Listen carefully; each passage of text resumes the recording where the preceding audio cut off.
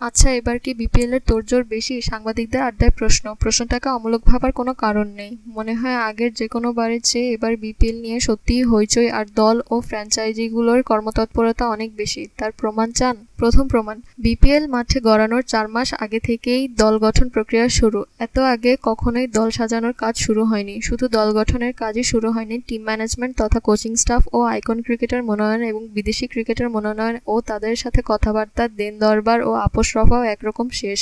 মোদ্দা কথা, 3.5 মাস আগে থেকেই দল গঠনের বড় অংশ সম্পন্ন। আইকন ক্রিকেটার দলে ভেড়ানোর কাজ শেষ। শীর্ষ 5 তারকা সাকিব আল হাসান, তামিম ইকবাল, মুশফিকুর রহিম, মাশরাফি বিন মর্তুজা ও মাহমুদুল্লাহ রিয়াদ কোন দলে খেলবেন তা ঠিক হয়ে গেছে। চ্যাম্পিয়ন, অলরাউন্ডার ও টি-20 ফরম্যাটের সব বড় বড় আসরে অংশ নেওয়া একমাত্র বাংলাদেশি ক্রিকেটার সাকিব আল হাসান থাকছেন পুরনো দল ঢাকা ডায়নামাইটসে।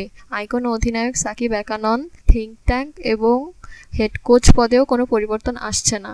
কোচ খালেদ মাহমুদ সুজন ও কোচ নিয়োগ মোটামুটি চূড়ান্ত। এবার পাল্লা দিয়ে চলছে ভিনদেশি ক্রিকেটার সংগ্রহের কাজটাও। গতবারের চ্যাম্পিয়ন ঢাকা এবারও কোচ হিসেবে খালেদ মাহমুদ সুজনের উপরই আস্থা রেখেছে। দেশের ক্রিকেটের এ লড়াইয়ে ও পরীক্ষিত ক্রিকেট যোদ্ধা নৈপথ্যে কারিগর হিসেবেও দারুণ চৌকস, সফলও।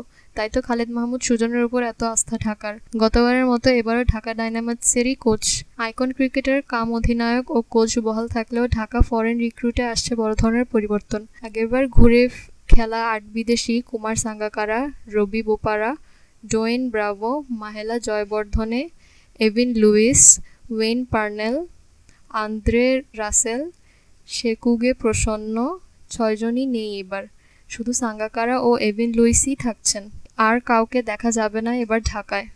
গতবার ঢাকার শিরোপা বিজয়ের অন্যতম রূপকার ছিলেন এই দুই ক্যারিবীয়।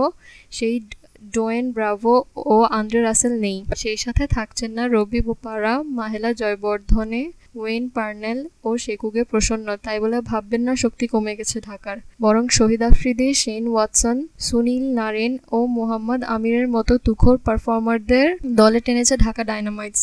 কোচ ও অন্যতম থিঙ্ক ট্যাঙ্ক খালেদ মাহমুদ সুজন আজ সন্ধ্যায় জাগো নিউজের সাথে আলাপে এ তথ্য নিশ্চিত করেছেন। খালেদ মাহমুদ সুজন বলেন, আমরা চেষ্টা করেছি শক্তির ভারসাম্য ঠিক রাখতে। তাই আমরা কজন অভিজ্ঞ ও পরিণত পারফর্মারদের দলে নিতে চেষ্টা করেছি। এ কারণেই ওয়াটসন ও আফ্রিদিকে নেওয়া। এই দুই অলরাউন্ডারদের ব্যাটিং ও বোলিং দুই সার্ভিসই পাওয়া যাবে।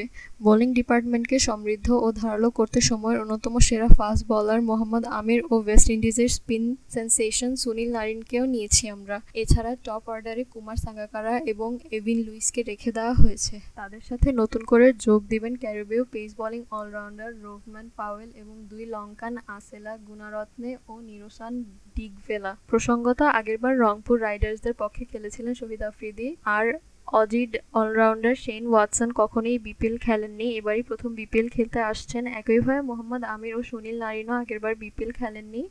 আমির 2015 সালে বিপিএলে চিটাগাংয়ের হয়ে খেলেছিলেন।